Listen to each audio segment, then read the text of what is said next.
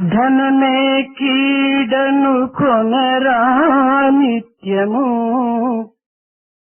ధనమే కీడను కొనరా నిత్యము, లేదు దాన సుఖ శీలము సత్యము. కొడుకుకైన భయపడురా ధనికుడు, కొడుకుకైన భయపడురా ధనికుడు, నడచేదిదే ఎల్లడల ఎల్లప్పుడు. భజ గోవిందం భజ గోవిందం, గోవిందం భజ మూఢమతే. భజ గోవిందం భజ గోవిందం, గోవిందం భజ మూఢమతే. సంప్రాప్తే సన్నిహితే కాలే, సంప్రాప్తే నహి నహి రక్షతి డుక్రుంకరణే, నహి నహి రక్షతి డుక్రుంకరణే. భజ గోవిందం భజ గోవిందం, గోవిందం భజ మూఢమతే. భజ గోవిందం భజ గోవిందం, గోవిందం భజ మూఢమతే.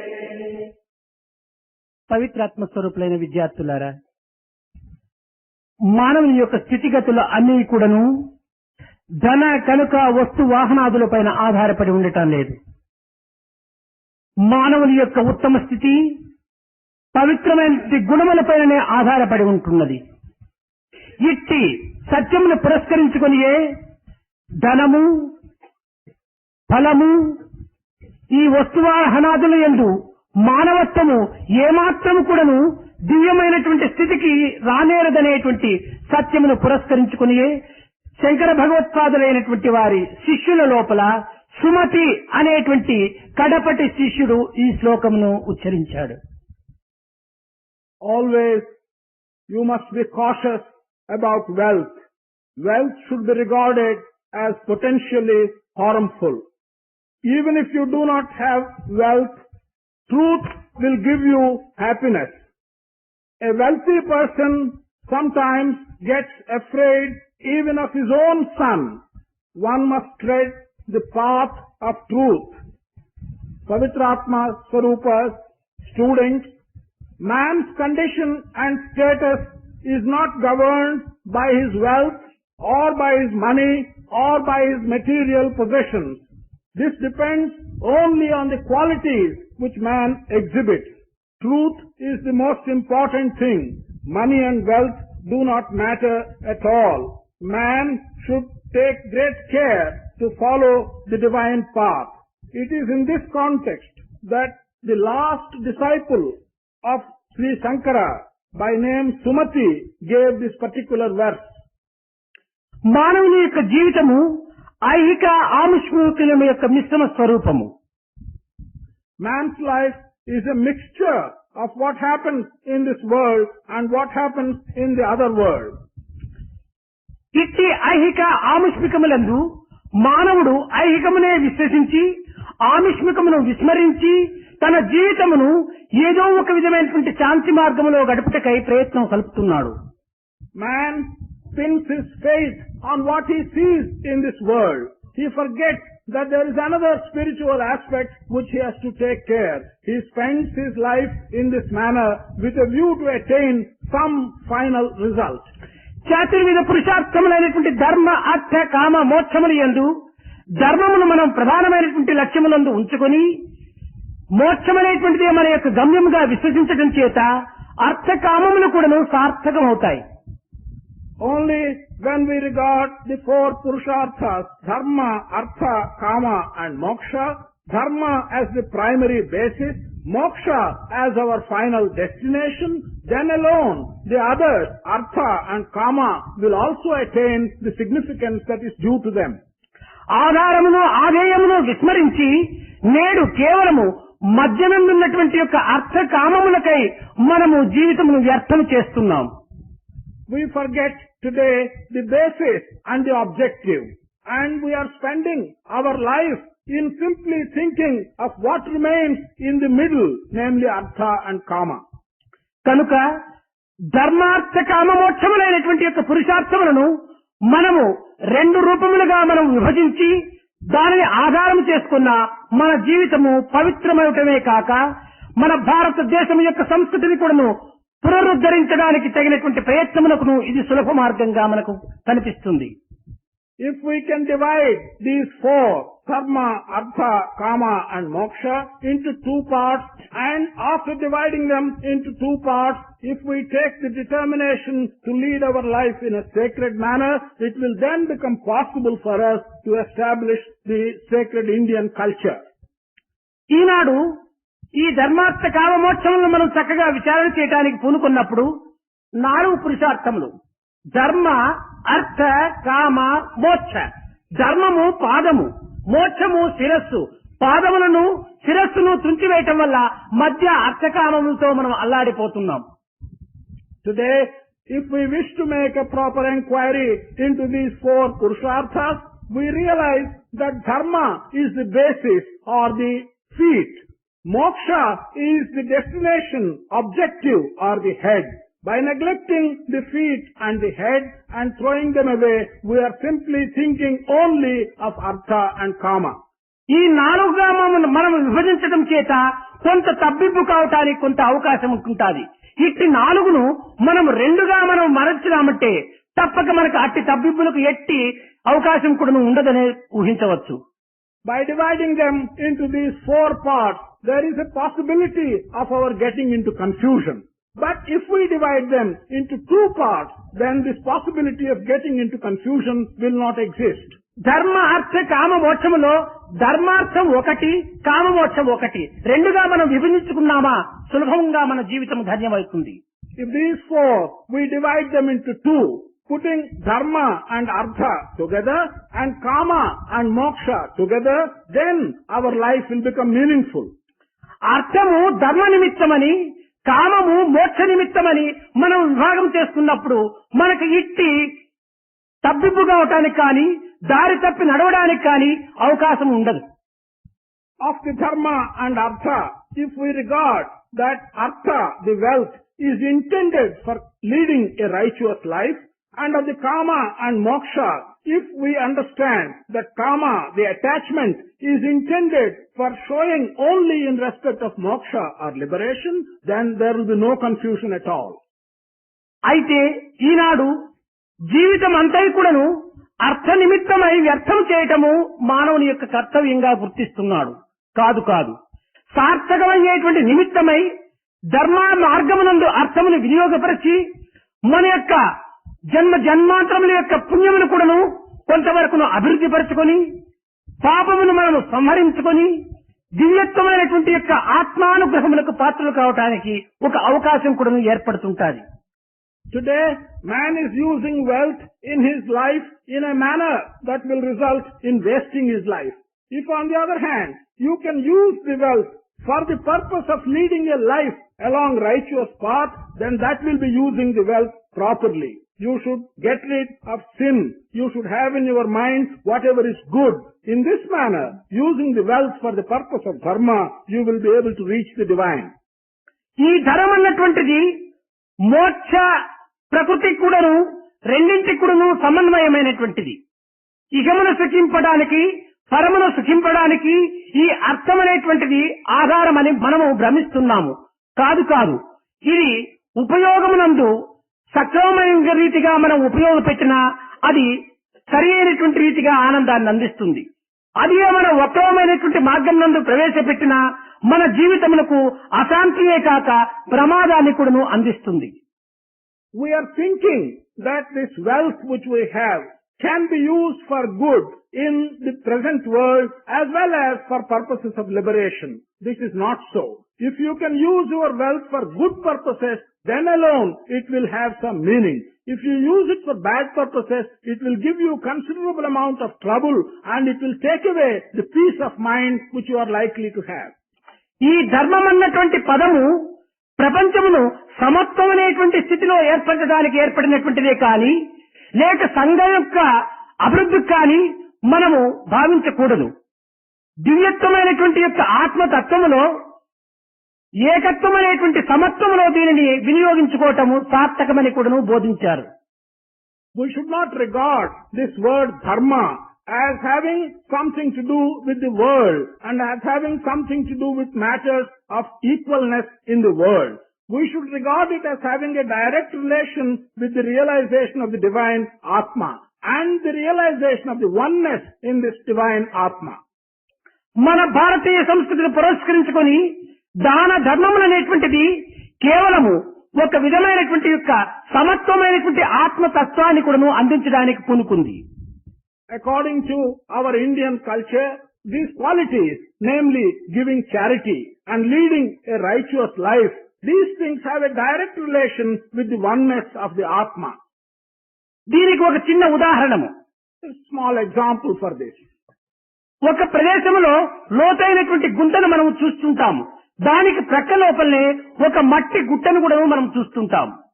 In one place, sometimes we see a deep pit, and in the neighborhood of that deep pit, we also see a big mound of mud. కానీ అక్కడ గుంటకు ఇక్కడ గుట్టకు ఎంతో వ్యత్యాసం మనకు కనిపిస్తుంది. కానీ ఆ గుట్ట మట్టిని గుంటలో నూకినప్పుడు ఆ గుంట కూడా సమానత్వం అనేటువంటి ఒక స్థితిలో ఏర్పడుతుంది. We apparently see a very big difference between this deep pit and the mound of mud. But when we look into it carefully and see that this mound of mud can fill that deep pit, then both of them look alike. అదే విధంగానే ధనవంతుడు ఎత్తైన గుట్ట వలె ఉంటుంటాడు, దరిద్రుడు తగ్గైనటువంటి గుంట వలె ఉంటుంటారు. కానీ ఆ గుట్టను ఈ గుంట లోపలికి సరిగా మార్చినామంటే సమత్వం అనేటువంటి యొక్క మానవత్వము అభివృద్ధి కావటానికి అవకాశం కూడా ఉంటుంటాదనే ఉద్దేశంతో దానము ధర్మము అనేటువంటి పవిత్రమైనటువంటి మార్గమునందు మన భారతీయులు ప్రవేశపెట్టారు. In the same manner, when you look at a rich man or a wealthy man, he will be comparable to a big mound of mud. When you look at another poor man, he will be comparable to a deep pit. But when you put this rich man and this poor man together and equalize their wealth, then they become equal. This charity, the principle of charity and the principle of righteous conduct are therefore involved in our Indian culture in order that we may realize the equality between people. మన భారతదేశము అనగా భారత సౌధం అనేటువంటి భవనము భూమాత, వేదమాత, గోమాత, దేహమాత 4 మాతల పైన ఆధారపడినటువంటిది. This palace of our country of Bharata, this depends upon 4 matas or 4 mothers. They are the Bhumata, that is the earth, the Vedamata, that is the Vedas, the Deshamata, that is the country, Gomata, that is the cow.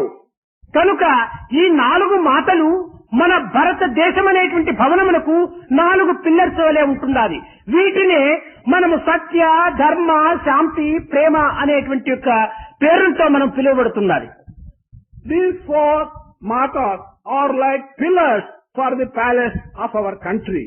These 4 can also be referred to as the 4 Satya, Dharma, Shanti and Prema. సత్యముతో మన జగత్తును కాపాడుకోవాలి, ధర్మముతో మన యొక్క వేదమును పునరుద్ధరింపచేయాలి, మన శాంతముతో మన యొక్క గోమాతను మనము కాపాడుకోవాలి, ఇంకా ప్రేమతో మన యొక్క దేహమాతను మనము ప్రేమించాలి. ఈ 4 యందు మన యొక్క దివ్యత్వమైనటువంటి మానవత్వాన్ని సార్థకంగా గావించుకోవాలి.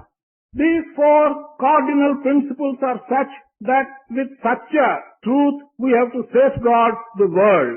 With Dharma, we have to safeguard Veda. With Shanti or peace, we have to look after the Gomata or the cow.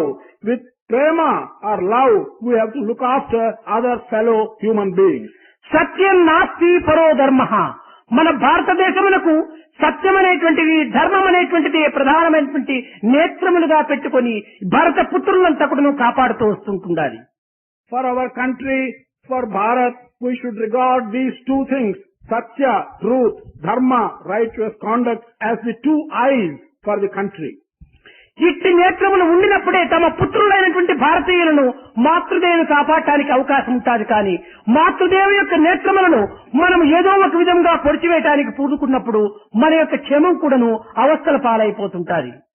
It is only when our motherland, the great mother, has these two eyes, Satya and Dharma, she can look at her children, the people of the country, and care for her. If, however, by our behavior we make her blind and somehow remove these two eyes for our mother, how can she look after the children? ఈ మానవ ధర్మం అనేటువంటి యొక్క స్వరూపాన్ని మనము కొంత ప్రయత్నపూర్వకంగా ప్రచార ప్రబోధన సల్పటమే కాకుండా ఆచరణ రూపమైనటువంటి రీతి కింద కూడా మనము భారతదేశంలో అభివృద్ధి చెందించాలి. This, what is being referred to as man's righteous conduct, Manava Dharma, we should make an attempt, go out all the way and promote it in our country. Not only promote it, we should help people to put it into practice. లోకమునందు దీనులను చూచి, లేక దుఃఖితులను చూచి, అసహాయులను చూచి, ఇంకా అవస్థల పాలైనటువంటి వారిని చూచి మన శక్తి కొలది వారిని తగినటువంటి యొక్క తృప్తిగాను, ఆనందముగాను, అనుకూలముగాను తగినటువంటి యొక్క సహాయమును కూడాను మనం చేయడానికి సంసిద్ధమై ఉంటుండాలి. In the world, when we look at poor people, when we look at helpless people, or when we look at weak people, with all our strength and with all our efforts, we should be prepared to give them as much help as we possibly can. ఎందుకనగా అందరూ మానవ సోదరులే కనుక, ఒక్క తల్లి బిడ్డలైనటువంటి వారు కనుక, మాతృదేవి అయినటువంటి జగన్మాత ఒక్కటే కనుక, ఇట్టి పవిత్రమైనటువంటి భ్రాతృత్వం మాత్రం అభివృద్ధి పరచుకోవటానికి మనం సంసిద్ధులై ఉంటుండాలి. The reason for the necessity of adopting such an attitude is that all human beings are brothers. All human beings are children of one mother, the mother of this country, of this world. Therefore, we must be able to develop this brotherhood and help all human beings. కానీ ఈనాడు దానికి విరుద్ధమైనటువంటి మార్గంలో ప్రవేశించి ధనం వల్ల మానవుడు కేవలము దానవుడిగా మారడానికి కూడా పూనుకుంటున్నాడు. However, today we are accepting paths which are contrary to this dictum, and as a result of wealth, man is changing himself into a demon. ధనమున గర్వరేఖ విదితముగా నేర్పడు, ధర్మబోధలను వినుటకు బుద్ధి పుట్టదు, వివేకమడంగి కదు దూరమేగు. As a result of money, one becomes very proud. When one has wealth, he is not inclined to follow the righteous path, and he will also lose, as a result of wealth, his capacity to distinguish the right from the wrong. దీనినే వేమన కూడాను ధనమెచ్చిన మదమెచ్చును, మదమెచ్చిన దుర్గుణంబు మానక హెచ్చును, మదముడిగిన ధనముడుగును, ధనముడిగిన మదముడుగును, ధనముడిగిన దుర్గుణంబు మానునువేమా అన్నాడు. This has been described by the poet Vemana by saying, if your wealth, if your money increases, then you will become very arrogant. And if your arrogance increases, your bad qualities will come up and they will increase. And then he goes on further to say, if your wealth diminishes, then your arrogance will also diminish. If your arrogance diminishes, then your bad qualities will also disappear. This is the sequence described by Vemana, the poet. అయితే ఇది అందరికీ అన్వయించదు, ఏ కొంతమందికి మాత్రమో అన్వయిస్తుంది. ధనమున్నటువంటి మహాపుణ్యాత్ములు ఎన్ని ధర్మకార్యములో చేయటం కూడా మన భారతదేశంలో కద్దు. However, this does not apply to all people. We know, as a matter of common knowledge in our country, that there are many good people who are wealthy and who, with their wealth, do many good things.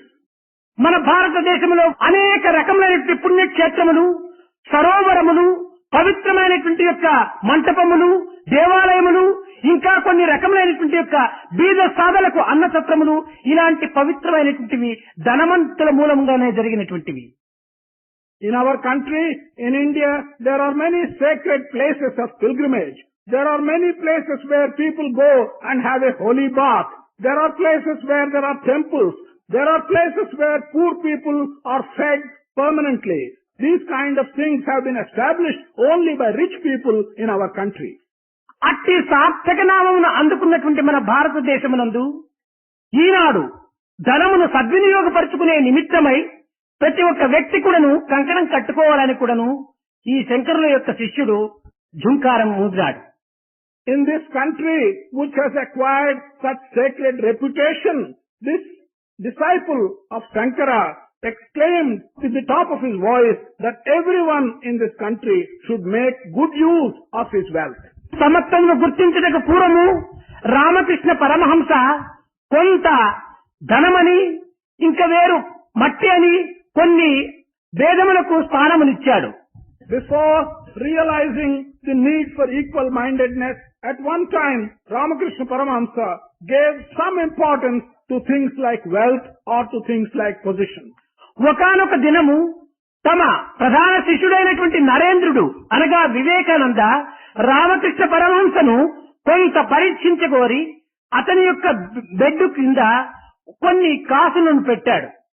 One day, the principal disciple of Ramakrishna Paramahamsa, that was Narendra, also known as Vivekananda, one day he wanted to test Ramakrishna Paramahamsa, and so he took some coins, gold coins, and put them under the bed of Ramakrishna Paramahamsa. తక్షణమే రామకృష్ణ పరమహంస లేచి తన ఒళ్ళంతా మండినట్టుగా కూడాను తాను అవస్థ ప్రకటించాడు. Immediately, Ramakrishna Paramahamsa got up and he felt as if his whole body was burning. దీని యొక్క అంతరార్థం ఏమనగా ఇది కేవలం బంగారని, ఇది కేవలం ఏదో ఒక లోహమని, ఇది ప్రత్యేకించినటువంటి మట్టి అని మూడు భావములు ఉన్నంత వరకే ఇట్టి భ్రాంతి కలుగుతూ ఉంటాది. ఇది ఇట్టి భ్రాంతి సమయమునందు ఇంకా ఏకత్వమును తాను పూర్తి అనుభవించలేదనే అర్థం. The inner meaning of this story is that he is still having a feeling that it is gold or that it is some special type of metal or there is some special type of mud with differing values. So long as he has that feeling, it means he has not realized equality or he has not got over these differences. ఇట్టి భేదమును గుర్తించినటువంటి రామకృష్ణ పరమహంస తిరిగి కొంతకాలము మట్టిని ఒక లోహమును ఒక చేతి యందు పెట్టుకుని ఇది బంగారు, ఇది మట్టి, బంగారు మట్టి, బంగారు మట్టి, బంగారు మట్టిని రెండింటిని కూడా మిక్స్ చేసినప్పుడు అతనికి ఏకత్వం అనేటువంటిది కూడా ప్రాప్తించింది. అప్పుడు తనకు ఒక విధమైనటువంటి యొక్క పవిత్రమైనటువంటి ఆత్మ దర్శనము కూడాను అతనికి లభించింది. At that moment, he was still distinguishing between gold, between alloy and between mud. But later on, when Ramakrishna could hold mud in one hand and gold in another hand and keep on exchanging them, saying this is mud, this is gold, this is mud, this is gold, at that time he got over the feeling of having difference between these two and he realized equality or oneness of these things. అయితే అట్టి ప్రపంచములకు అతీతమైనటువంటి వ్యక్తులకు, పరమహంసలకు ఈ రెండింటి యొక్క తత్వము ఏకత్వం అనేటువంటి అర్థాన్ని వారు అనుభవించవచ్చును. కానీ ఈ జగత్తునందు నిత్య సంసారులుగా ఉంటుండి వారి యొక్క బాధ్యతలు, వారి యొక్క కర్తవ్యములు నిర్వర్తించుకునేటువంటి వ్యక్తులకు ధనము వేరు, మట్టి వేరుగా భావించినప్పటికీ అంతర్లక్ష్యమునందు మాత్రము ఈ రెండింటి యొక్క తత్వము ఒక్క భావము లోపలనే మాత్రం ఇమిడ్చుకోవటము అతి అవసరము. While it is quite possible for such realized people to know the oneness of these things in their behavior or in their aspects, but for others, for common people who have to carry on their daily lives and who have responsibilities for their family, for them there is a distinction between money and mud. They cannot think that both of them are the same in common daily practice, but the inner meaning in his own idea and in his mind, there should not be the difference between these two. ధనము వల్ల కొంతమందికి కొన్ని వికారమైనటువంటి గుణములు కూడాను అభివృద్ధి పొందుతుంటాయి. By the possession of money, for some people, some crooked ideas also begin to sprout in their minds. చరిత్రను చదువుకునేటువంటి విద్యార్థులకు ఇది చక్కగా అర్థం కావచ్చును. Those of you who are students of history can understand this very well. Victoria రాణి చాలా కాలము రాజ్యం ఏలుతూ వచ్చింది. Queen Victoria was ruling over her kingdom for many years. ఆమెకు ఒక కుమారుడు ఉండేటువంటి వాడు. There was a son for her. ఈమె ఎంతకాలమైనా ఈమెనే రాజ్యమేలుతుండటం చూచి కుమారునికి విసుగు పుట్టి ఒకానొక బహిరంగ సభ లోపల తన తల్లి అయినటువంటి విక్టోరియా రాణి కూర్చున్నప్పుడు చెంతకు వెళ్లి, అమ్మా ఇంకా ఎంతకాలమునకు నువ్వు చస్తావు, ఇంకా నీవు చచ్చిన తర్వాత కదా నేను రాజయ్యేటువంటిది అని అతను ప్రశ్నించాడట. తక్షణమే ఆ విక్టోరియా రాణి ఆ కుమారుణ్ణి చెరసాలలో పెట్టించిందట. She had a son who was rather impatient at the long period of reigning of Victoria. He wanted to get on the throne. Therefore, in an open meeting, he went to this queen and asked her, how long are you going to reign? When will you die? She at once found that this man was very ambitious and she ordered that he be put into prison. అతనే 8th George చక్రవర్తిని. కొంతకాలం మాత్రమే ఏలాడు. He was a ruler only for a very short time. అటువంటి ధనవాంఛ వల్ల అనేక మందికి తల్లి అయినటువంటి యొక్క ప్రేమ కూడాను మార్పు చెందింప చేసుకుంటారు పుత్రుడు. Even if he is a son, because of his desire to get a position and money, he has not given any respect for the feeling to a mother. ఒక ఉపనిషత్తులో ఒక ఈ ధనవంతులకు కలిగేటువంటి యొక్క గుణమార్పును కూడా గుర్తించుకొని ఒక చిన్న కథను కూడా ఉదాహరించారు. There is a small story in our Upanishad which tells us how the possession of wealth will change the qualities of some people. ఒక తల్లికి ఏకైక పుత్రుడు ఉంటుంటాడు. కానీ ఆ తల్లి చెంత చాలా ధనం ఉంటున్నది. తండ్రి బాల్యమునందే కోల్పోయినాడు. One mother had the only son. The father died when he was very young. The mother had a considerable amount of wealth. కానీ ఈ ధనం ఉండటం చేత ఈ కుమారుడు పెరుగుతూ పెరుగుతూ పెరుగుతూ దురభ్యాసములకు దుస్సంగములకు గురి అయి కడబడికి తానొక వెర్రివాని వలె చేయరాని చేష్టల లోపల కూడా దిగజారిపోయి తన యొక్క జీవితమే ఒక విధమైనటువంటి యొక్క అపవిత్రమైనటువంటి జీవితంగా తీర్చిదిద్దుకుంటూ వచ్చాడు. Because of this wealth, this son, as he grew older and older, he developed bad habits. He got into bad company. He started doing things which one should not do. In fact, he looked like a mad fellow and he was wasting his life. లోకము కూడాను అట్టి స్థితిలోనే ఉంటున్నది ఈనాడు. తెప్పలుగా చెరువు నిండిన కప్పలు 10,000 చేరు. చెరువులో నీరు వచ్చి చేరినా ఈ ప్రాప్స్ అంతా ఎన్నో వచ్చి చేరిపోతుంటాయి. ఆ నీరు లేకపోయినా ఈ ప్రాప్స్ ఎక్కడ పోతుంటాయో ఎవరికి చెప్పి వెళ్ళం.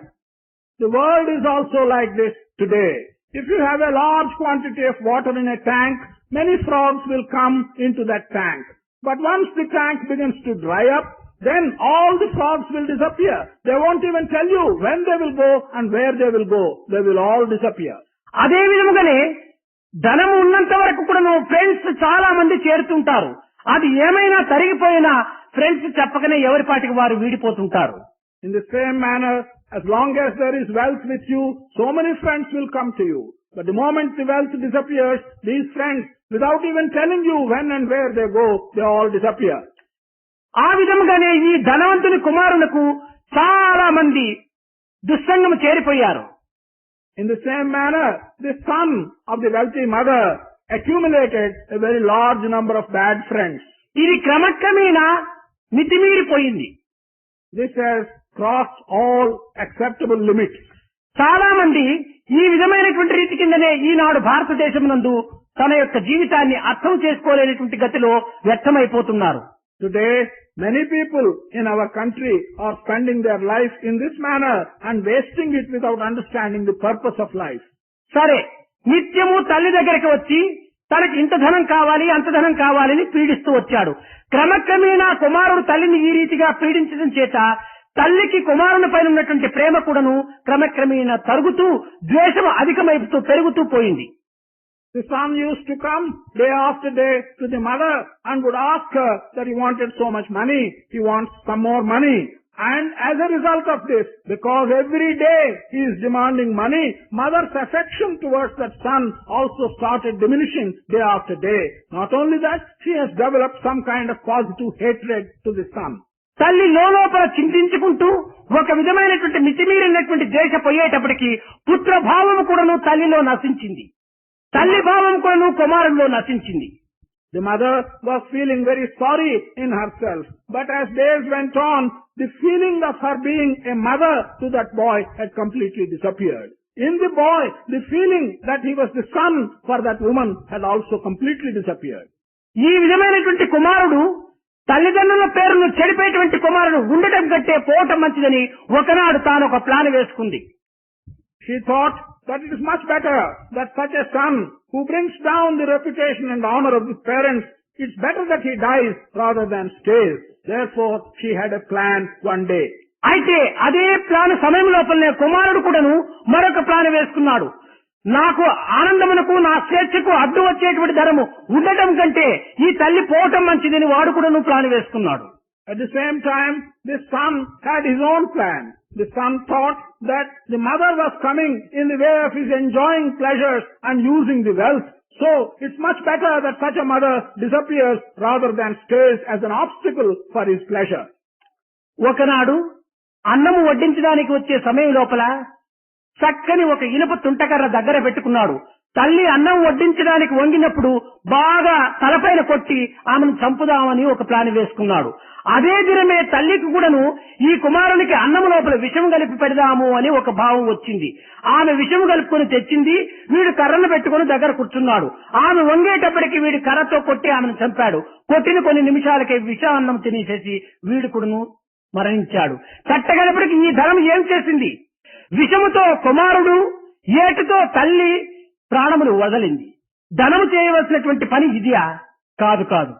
కనుకనే ధనము ఇలాంటి దుర్బుద్ధులను కూడాను అభివృద్ధి పరిచి కొంత మాతృభావమును పుత్ర వాత్సల్యమును కూడాను దూరము చేసేటువంటి పరిస్థితికి కూడాను పూనుకుంటుంటాది.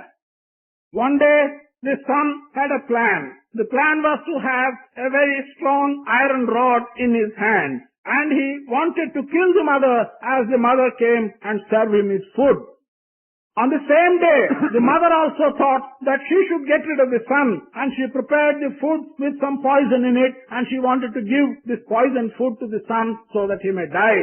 At the same instant, when she came to serve this poisoned food, this son used the iron rod and killed her. And in a moment, he ate this poisoned food and he also died. So, both mother and son died. This is what the wealth has done. The wealth that was existing between them has resulted in killing the mother and the son, both of them at the same time. Wealth, is it intended to bring such bad ideas? To kill, mother has lost her affection to the son has lost his affection to the mother. This is what the possession of wealth has done. కనుక మనము ధనమును ప్రధానంగా మనం ఆశించక ధర్మం అనేటువంటి దానిని లక్ష్యంలో ఉంచుకొని దైవానుగ్రహమునకు పాత్రలు కావటానికి యువకులైనటువంటి మీరు ప్రయత్నం చేయాలి. ధనము అవసరమే, కానీ మన నిత్య జీవితములకు ఎంతనో అంత మాత్రమే పెట్టుకొని మిగిలినటువంటివి పవిత్రమైనటువంటి దాన ధర్మాదులకు మనం వినియోగించుకోవటం చాలా అవసరం. We should not regard wealth as the most important thing in our life. We should regard dharma or the righteous conduct as the most important thing in our life, thereby earn the grace of God. Not that you should not have money. You should have money, but only what is needed as an essential amount. Anything more than that, you should use for good purposes like giving charity and like helping poor people. ఈనాడు విద్యార్థులు ఎందుకును ఇట్టి ధనం అధికం కావటం వల్ల చెడిపోయేటువంటి యొక్క దృష్టాంతరములు అనేకంగా కూడాను కనిపిస్తుంటున్నాయి. Today, amongst the students, we do see many opportunities and many situations by which they get spoiled on account of excessive possession of money.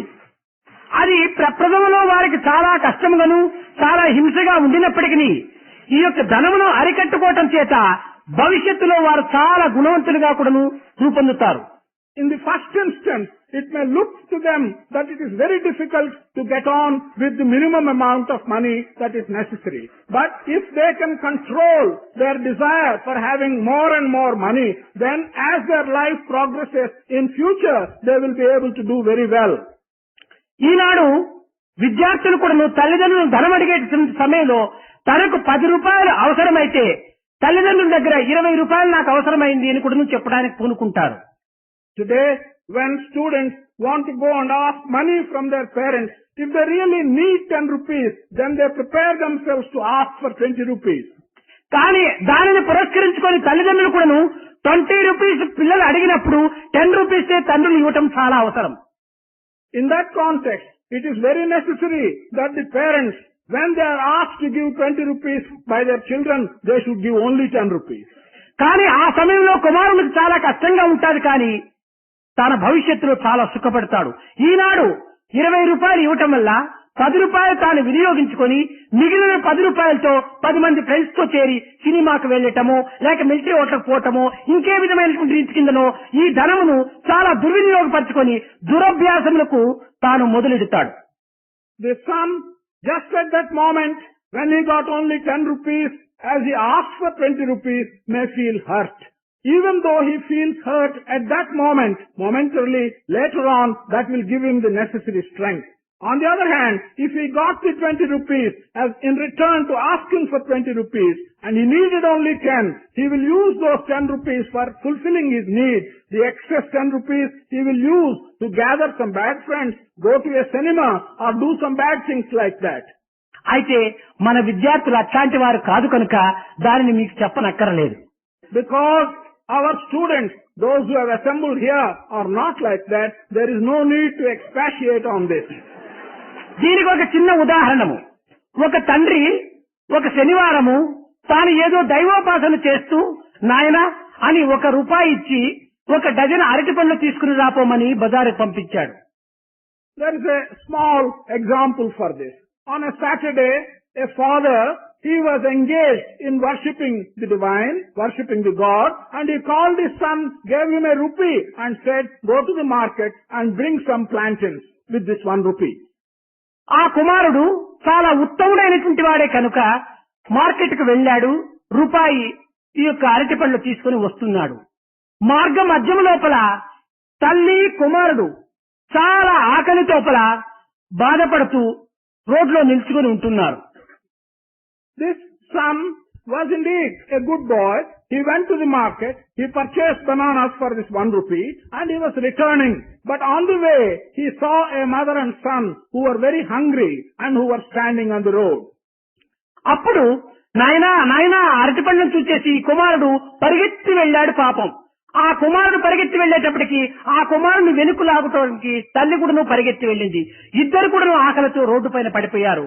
ఆ దృశ్యం చూచాడు కుమారుడు. అయ్యో పాపం, ఈ ఆకలితో అవస్థపడేటువంటి వారికి అందించడం చాలా ఉత్తమమైనటువంటి యొక్క కర్మ అనుకున్నాడు. ఆ పండ్లంతా కూడాను వారిద్దరికి పెట్టి ఇంకా కొంచెం కుళాయి దగ్గరికి వెళ్లి నీరు కూడాను తెచ్చి అందించి ఒట్టి చేతులతో ఇంటికి వచ్చాడు కుమారుడు. This hungry mother and hungry son saw the bananas in the hands of this boy who was going home. This hungry son at once ran when he found these bananas and asked for them so that he may relieve his hunger.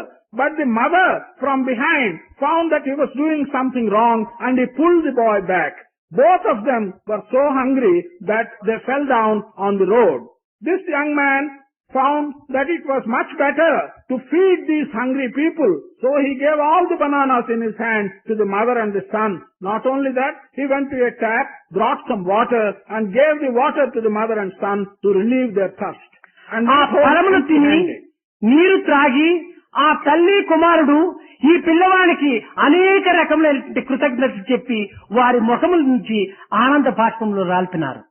The mother and son, after eating and after drinking water, were so grateful to this boy that they told him so many good things and they were so happy that tears of happiness flowed from their eyes. ఆ దృశ్యమును ఈ విద్యార్థి తన చిత్తము లోపల హత్తుకుని పోయినట్టుగా చేసుకున్నాడు. This young student, when he saw this particular vision, when the happiness, tears of happiness were flowing, he was so impressed that he got that particular thing imprinted in his heart. ఇంటికి వచ్చిన తక్షణమే తండ్రి నాయన ఎక్కడ అరటి పండ్లు అని అడిగాడు. ఆ కుమారుడు చెప్పాడు, తెచ్చినాను నాన్న, తెచ్చినాను అన్నాడు. ఏది ఇక్కడ తీసుకుని రామన్నాడు. నేను తెచ్చిన అరటి పండ్లు నీకు కనిపించవు. నేను తెచ్చినటువంటి యొక్క అరటి పండ్లు ఏనాటికి చెడవు, ఏనాటికి కృళ్ళవు, ఏనాటికి శిథిలము కానటువంటివి. అట్టి పవిత్రమైనటువంటి అరటి పండ్లు నేను తెచ్చాను అన్నాడు. ఏమిటిరా ఆ పవిత్రమైనటువంటి కష్టపడుతున్నటువంటి ఆకలితో మలమలమాడుతున్నటువంటి యొక్క జఠరములకు ఆ అరటి పండ్లు నింపటం వల్ల పవిత్రమైనటువంటి శాశ్వతమైనటువంటి సత్యమైనటువంటి పుణ్యమనేటువంటి ధనమనేటువంటి పండును నేను తెచ్చుకున్నాను అన్నాడు.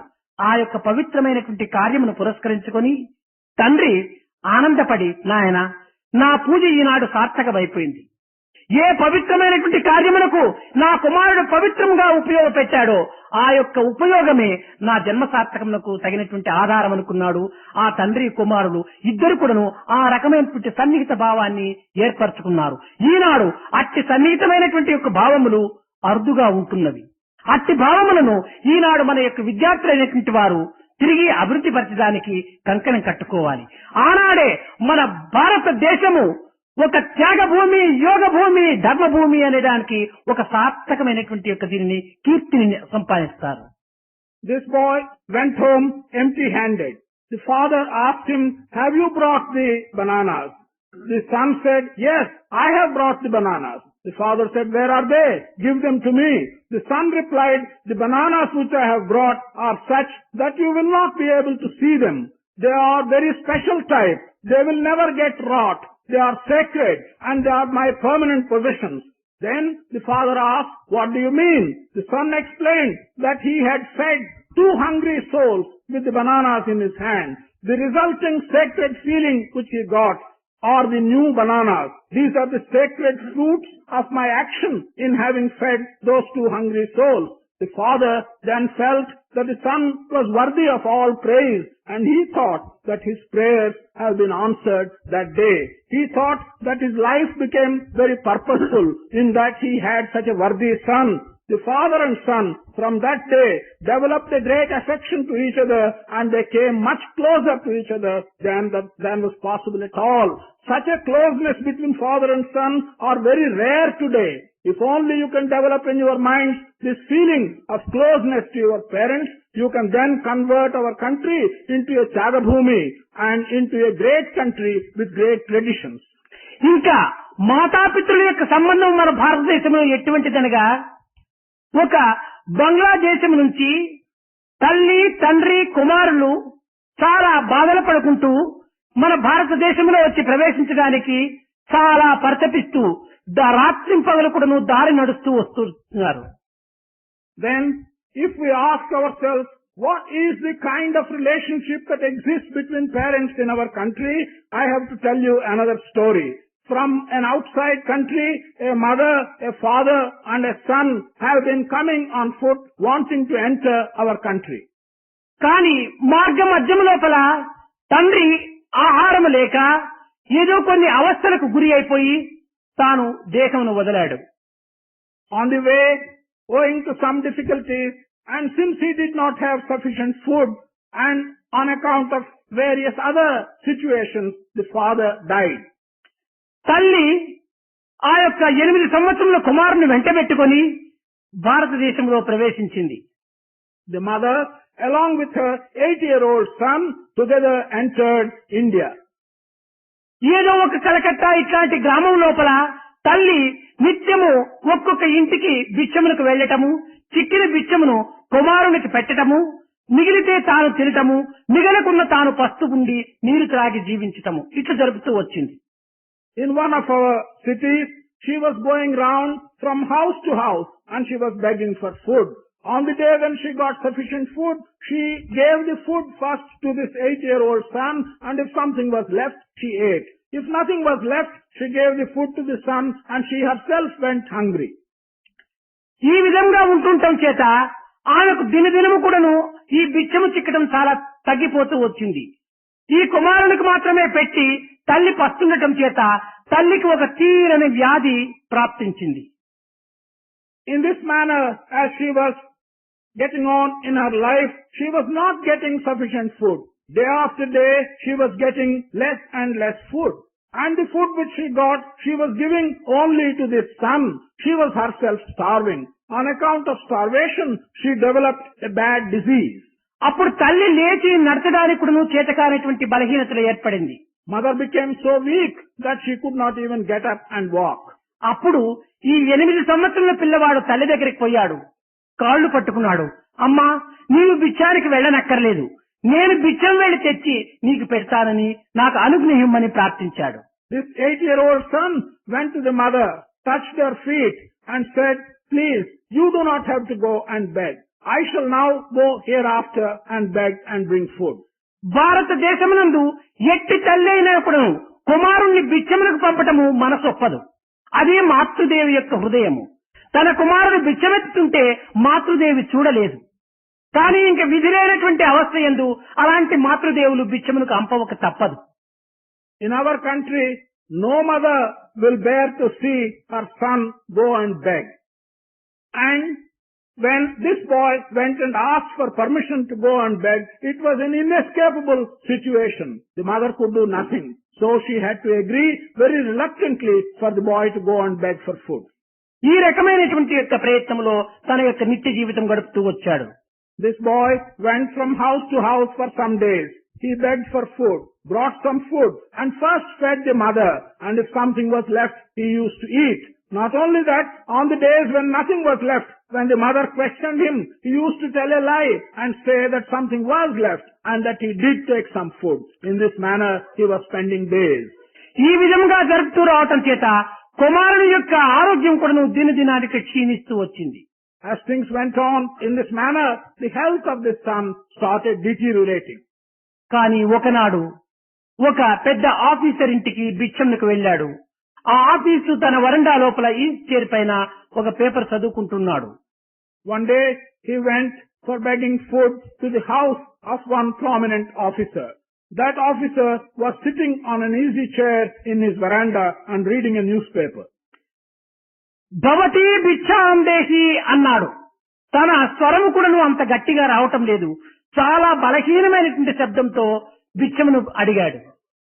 On one day, his voice was so feeble, with a very feeble voice, he asked, Bhavati Bhikshandehi, I have come here to beg for food. సరే, అతను చెప్పాడు, నాయనా నీవేదో బలహీనంగా ఉన్నట్టుగా ఉంటున్నావు. ఇదిగో ఆకులో తెచ్చి వడ్డిస్తాను, నీవు ఇక్కడే కూర్చొని భోంచేసేయమని చెప్పని రమ్మని చెప్పి తన లోపల పోయి ఆకులో అన్నం పెట్టుకుని వచ్చే లోపలనే ఈ పిల్లవాడు పడ్డాడు. The house owner looked at him and said, you seem to be very weak.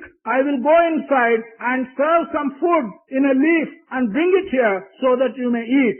He went in, brought the food. By the time the owner came out, he found that this boy fell down. తక్షణమే ఏదో నోటితో పలుకుతున్నాడు. పలుకుతుంటే ఇది ఏమిటని ఆ నోటి దగ్గర ఈ officer చెవు పెట్టి వింటుంటే ఆ పిల్లవాడు చెప్తున్నాడు, నా ప్రాణం పోయినా పర్వాలేదు, ఈ అన్నం అమ్మకు పంపండి, అమ్మకు పంపండి, అమ్మకు పంపండి అన్నాడు. ప్రాణం ఇచ్చాడు. This boy was murmuring some words which were not audible. So the officer wanted to find out what he was saying and put his ear close to the mouth. And he learned that the boy was murmuring, saying that, please, it doesn't matter even if I die. My mother has to have her food. Please send this food to my mother. Please send this food to my mother. అన్నాడు. ప్రాణం ఇచ్చాడు. So saying, he died. చూడండి, మన మాతృద్వయం అయినటువంటి భారత భూమి యందు ఈ మాతృ ప్రేమ అనేటువంటిది భారతీయుల రక్తమునందు చేరటం చేత ఆ మాతృ యొక్క భక్తిని ప్రతి ఒక్క వ్యక్తి కూడాను ఆ రకంగా అనుభవిస్తూ వచ్చినటువంటి ఈనాటి భారతదేశం నందు ఈనాడు తల్లి బిడ్డలంటే కూడాను ఎట్టి ప్రేమనో చెప్పడానికి కూడాను వీలు కానటువంటి పరిస్థితిగా వికార మార్గం పట్టింది. Our motherland, our country, which had experienced such affection between mother and son, and the affection running through our blood, in such a country, every individual had experienced this affection. But today, alas, the relationship between mother and son has become so bad that one dare not say what its situation is.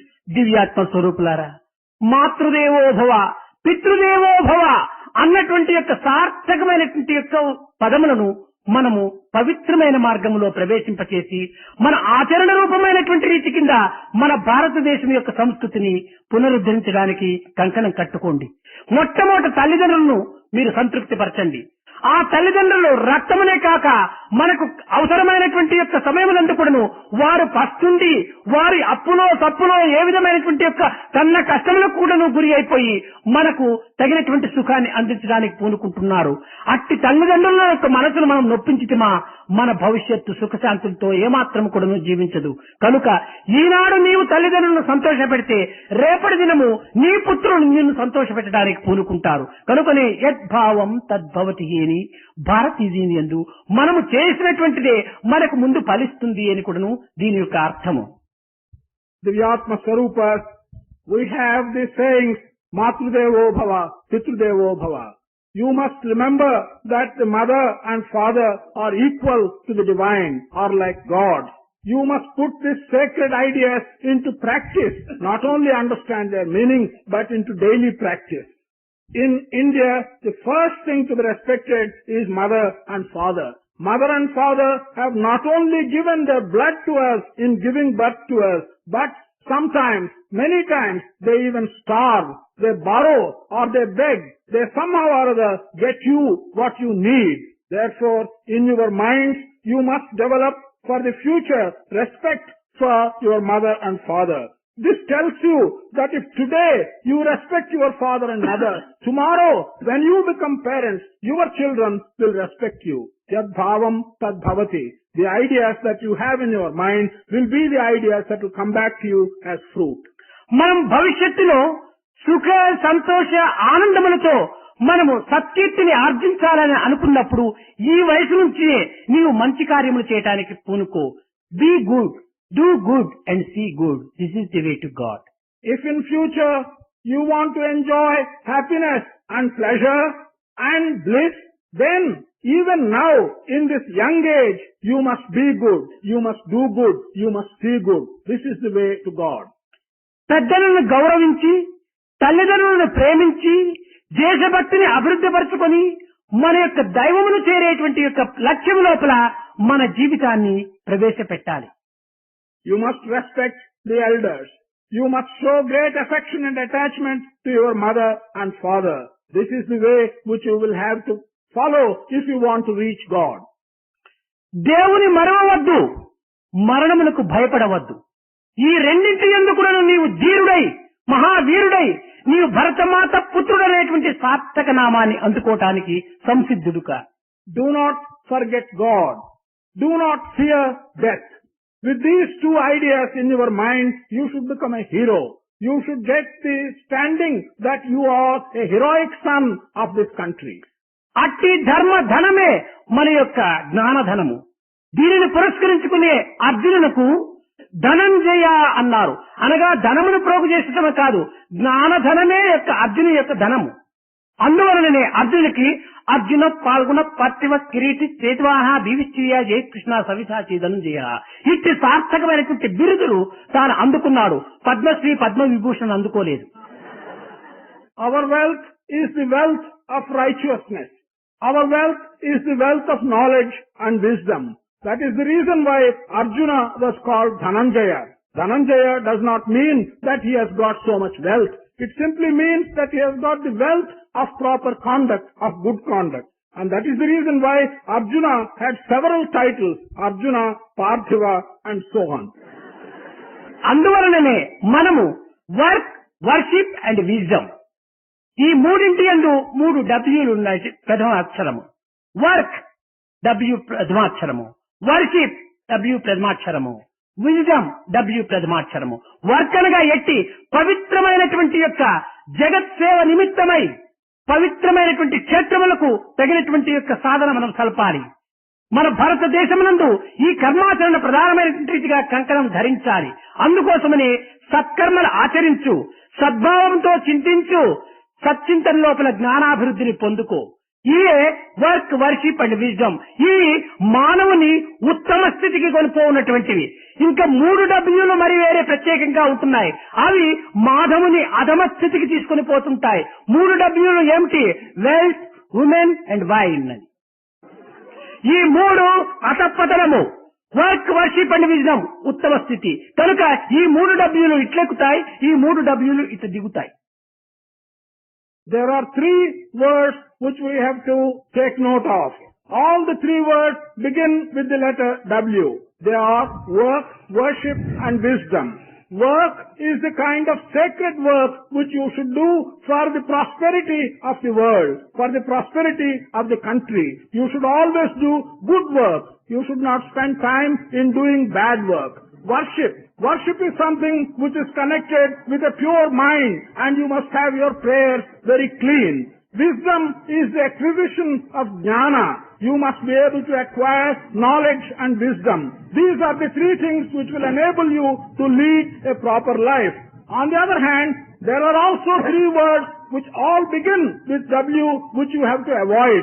They are wealth, woman, and wine. They also begin with W. They will, if adopted, take you to the barbarous depths and will make you fall down. You should avoid these three. విద్యార్థులారా, ఇట్టి పవిత్రమైనటువంటి యొక్క మార్గమును మీరు ప్రవేశించి ఏ ఆదిశంకరుల యొక్క శిష్యులు ఏ మార్గమునందు లోకములకు సత్య ప్రచారములు సరిపిరో ఆ విధంగా కూడాను మీరు కూడాను ఏ కొంతమంది అయినా కూడాను ఇందులో తయారైపోయి మన భారతీయ సంస్కృతిని తిరిగి మీరు అభివృద్ధి పరచడానికి ఆచరణ రూపమైనటువంటి యొక్క దీనిలో ఆనందాన్ని అనుభవించడానికి అందించడానికి మీరు సంసిద్ధులవుతారని కూడాను నేను ఆశిస్తూ ఆశీర్వదిస్తూ నా ప్రసంగాన్ని విరమిస్తున్నాను. Students, some of you at least, if not all, some must take the sacred path. Like the disciples of Sankara who have proclaimed the importance of Satya. Those of you who can take such path will follow and will resuscitate Indian culture.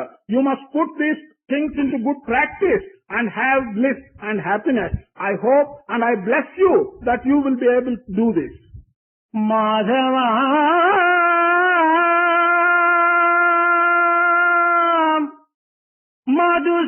Madhusudana Mukunda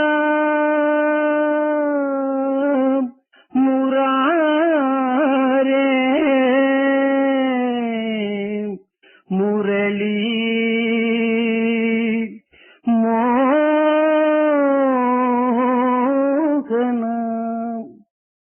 Bhava Bhayaharana Vandita Charana Bhava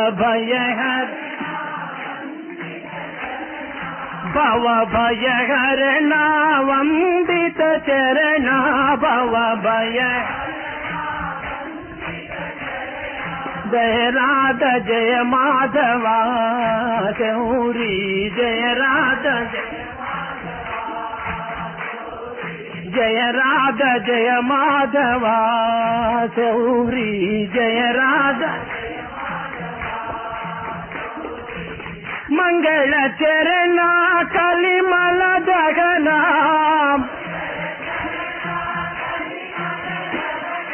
Mangala Charana Kalimala Dagana Narayana Kesava